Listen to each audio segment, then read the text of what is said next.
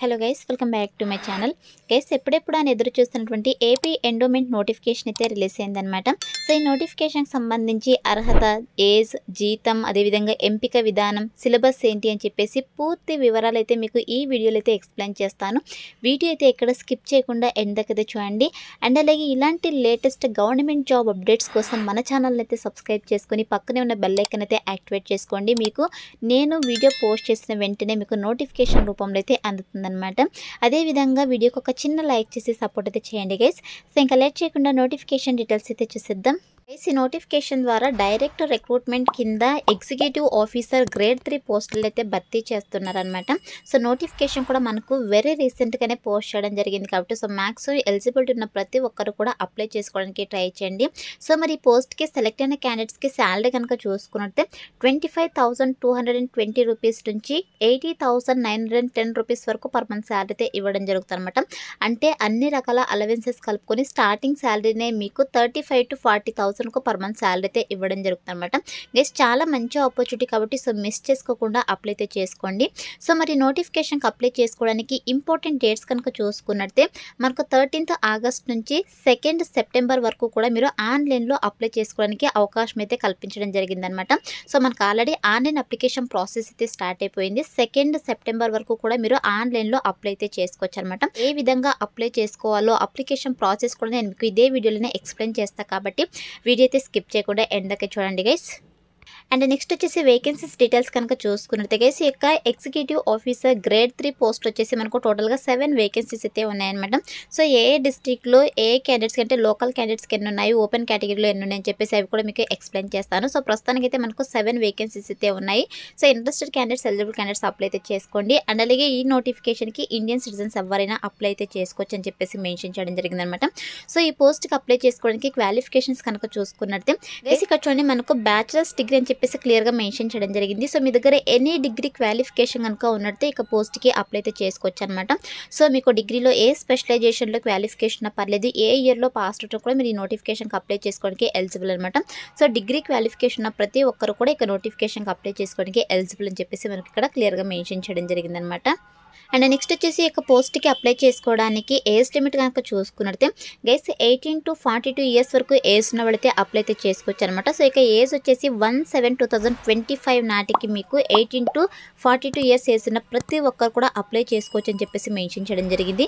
As per government rules ప్రకారం మనకు age relaxation కూడా వర్తిస్తుందని చెప్పేసి మెన్షన్ చేయడం జరిగింది. ఎవరైతే SC, ST, BC, EWS candidates ఉంటారో సో వీళ్ళకి వచ్చేసి 5 years వరకు ఏజ్ రిలాక్సేషన్ అయితే ఉంటుందన్నమాట. అంటే వీళ్ళు వచ్చేసి 47 years వరకు ఏజ్ ఉన్న వాళ్ళు కూడా అప్లై చేసుకోవచ్చు అనమాట. అదేవిధంగా ఎస్సీ, ఎస్టీ, సిఎఫ్ వేకెన్సీస్ కనుక చూసుకుంటే 10 years వరకు ఏజ్ రిలాక్సేషన్ అయితే మనకు వర్తిస్తుందని చెప్పేసి మెన్షన్ చేయడం జరిగింది. అదేవిధంగా పీడబ్ల్యూడీ క్యాండిడేట్స్ వచ్చేసి 10 years వరకు ఏజ్ రిలాక్సేషన్ అయితే వర్తిస్తుందని చెప్పేసి మెన్షన్ చేయడం జరిగింది అనమాట. సో ఇక ఏజ్ కూడా మీరు ఇంక్లూడ్ చేసుకునేసి అప్లై అయితే చేసుకోండి గైస్. అండ్ నెక్స్ట్ వచ్చేసి అప్లికేషన్ ఫీ కనుక చూసుకుంటే గైస్, మీరు నోటిఫికేషన్కి అప్లై చేసుకోవాలంటే అప్లికేషన్ ఫీ అయితే పే చేయాల్సి ఉంటుందన్నమాట. సో ఇక్కడ మనకు 250 రూపీస్ వచ్చేసి ప్రాసెసింగ్ ఫీ, 80 రూపీస్ వచ్చేసి మనకు ఎగ్జామినేషన్ ఫీ అని చెప్పేసి మెన్షన్ చేయడం జరిగింది.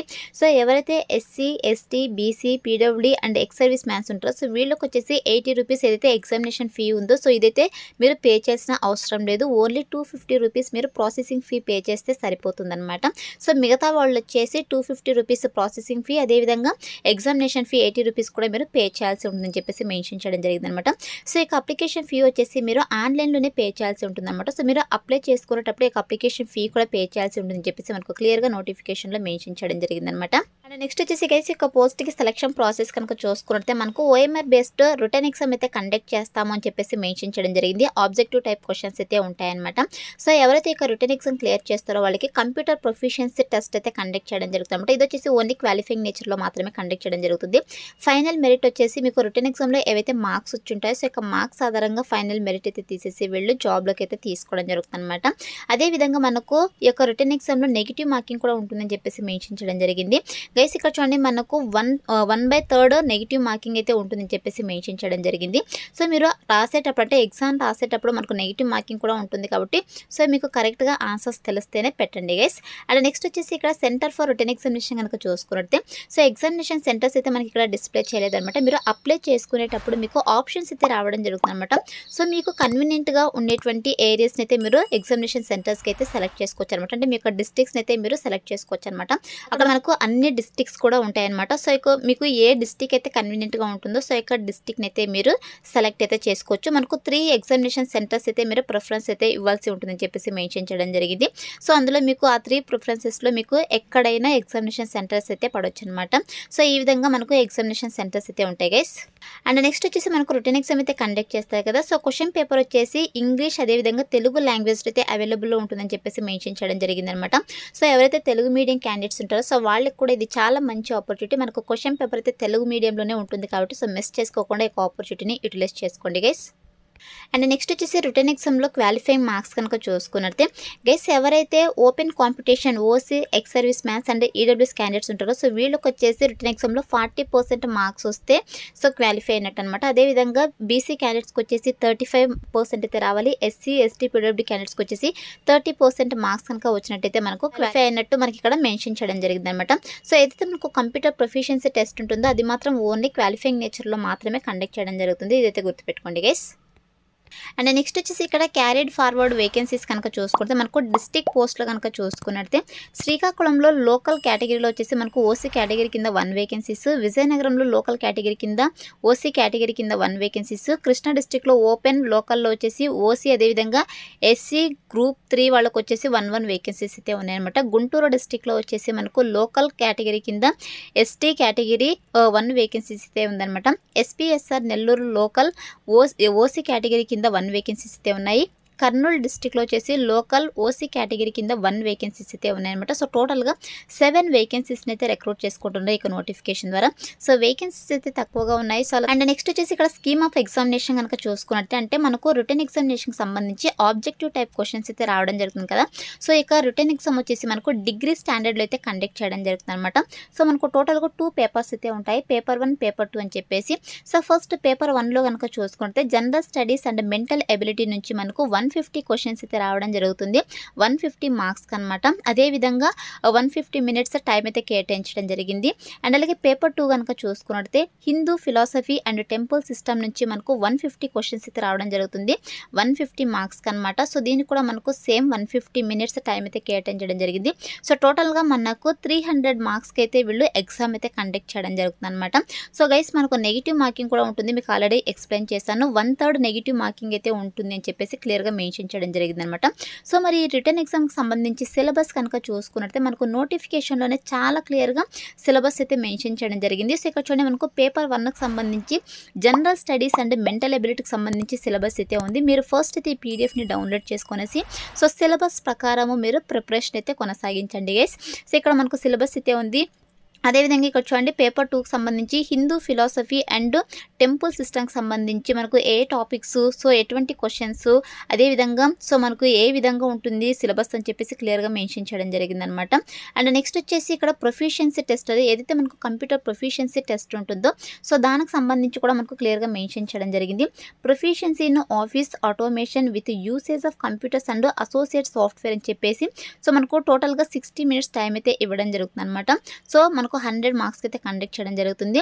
మినిమం క్వాలిఫైయింగ్ మార్క్స్ కనుక చూసుకున్నట్టే ఎవరైతే ఎస్సీ ఎస్టీ పీడబ్ల్యూడీ క్యాండిడేట్స్కి వచ్చేసి 30 మార్క్స్ అయితే రావాలన్నమాట. అదేవిధంగా బీసీ వాళ్ళకి వచ్చేసి 35, ఓసీ వాళ్ళకి వచ్చేసి 40 మార్క్స్ కనుక వచ్చినట్టయితే మీరు యొక్క కంప్యూటర్ ప్రొఫిషియన్సీ టెస్ట్ అయితే క్వాలిఫై అయినట్టు అనమాట. సో ఇక కంప్యూటర్ ప్రొఫిషియన్సీ టెస్ట్కి సంబంధించి కూడా మనకు క్లియర్గా సిలబస్ అయితే మెన్షన్ చేయడం జరిగింది. సో ఈ సిలబస్ కూడా మీరు ఫాలో అవుతూ ప్రిపరేషన్ అయితే మీ యొక్క ప్రిపరేషన్ అయితే కొనసాగించండి గైస్. సో ఇది వచ్చేసి సిలబస్కి సంబంధించి అనమాట. అదేవిధంగా మనకి ఇక్కడ జనరల్ ఇన్స్ట్రక్షన్స్ అన్నీ కూడా ఉన్నాయి. మీరు పీడిఎఫ్ని అయితే డౌన్లోడ్ చేసుకునేసి 1కి 2 సార్లు క్లియర్గా చెక్ చేసుకునేసి మీరు అప్లై అయితే చేసుకోండి గైస్. అండ్ నెక్స్ట్ వచ్చేసి ఇక నోటిఫికేషన్కి ఎలా అప్లై చేసుకోవాలో కనుక చూసుకుంటే గైస్ మీరు ఆన్లైన్లో అప్లై అయితే చేసుకోవాల్సి ఉంటుందన్నమాట. సో ఇక్కడ చూడండి మనకు క్లియర్గా నోటిఫికేషన్లో మెన్షన్ చేయడం జరిగింది ఏ విధంగా అప్లై చేసుకోవాలని చెప్పేసి. సో ఫస్ట్ స్టెప్ 1 అయితే మీరు అఫీషియల్ వెబ్సైట్లోకి అయితే వెళ్ళేసి అప్లై ఓపెన్ అయితే క్లిక్ చేసేసేయండి. సో క్లిక్ చేసిన వెంటనే ఫస్ట్ అయితే మీరు రిజిస్ట్రేషన్ అయితే చేసుకోవాల్సి ఉంటుందన్నమాట. మీకు డీటెయిల్స్ అన్ని ఇచ్చేసి మీరు రిజిస్ట్రేషన్ అయితే చేసుకోవాల్సి ఉంటుంది. మీకు ఒక ఓటీపీఆర్ నెంబర్ అయితే రావడం జరుగుతుంది. సో ఇక ఐడిని యూజ్ చేసేసి మీరు లాగిన్ అయితే అవ్వాల్సి ఉంటుంది. సో లాగిన్ అయిన తర్వాత మీ యొక్క డీటెయిల్స్ అన్నీ కూడా ఎంటర్ చేయాల్సి ఉంటుందన్నమాట స్టెప్ 2లో. సో ఎంటర్ చేసిన తర్వాత స్టెప్ 3లో వచ్చేసి మీ యొక్క డీటెయిల్స్ అన్నీ కూడా చెక్ చేసుకోవాల్సి ఉంటుంది. సో చెక్ చేసుకునేసి ఫైనల్గా మీరు సేవ్ బటన్ పైన అయితే సేవ్ అండ్ సబ్మిట్ బటన్ పైతే క్లిక్ చేసేసేయండి. సో క్లిక్ చేసినట్టే మీ యొక్క అప్లికేషన్ ఫామ్ అయితే సక్సెస్ఫుల్గా సబ్మిట్ అయిపోతుంది. తర్వాత మీరు అప్లికేషన్ ఫీ అయితే పే చేయాల్సి ఉంటుందన్నమాట. సో ఇక అప్లికేషన్ ఫీ కూడా మీరు ఆన్లైన్లోనే పే చేయాల్సి ఉంటుంది. ఇదే విధంగా మీరు ఆన్లైన్లో అప్లై అయితే చేసుకోవాల్సి ఉంటుంది. సో మీకు ఏమైనా అప్లికేషన్ ప్రాసెస్లో డౌట్స్ కనుక ఉన్నట్టయితే నాకు కమెంట్ సెక్షన్లో కమెంట్ చేయండి. 100% అయితే మీకు రిప్లై అయితే ఇవ్వడం జరుగుతుంది. అదేవిధంగా ఇక నోటిఫికేషన్కి సంబంధించి అఫీషియల్ లింక్ కూడా నేను డిస్క్రిప్షన్లో ప్రొవైడ్ చేస్తాను. సో అక్కడ నుంచి మీరు డైరెక్ట్గా ఆన్లైన్లో అప్లై అయితే చేసుకోండి గైస్. సో ఇది ఫ్రెండ్స్ ఇవాల్టి వీడియో. మరొక మంచి వీడియోతో మళ్ళీ కలుద్దాం. Thank you.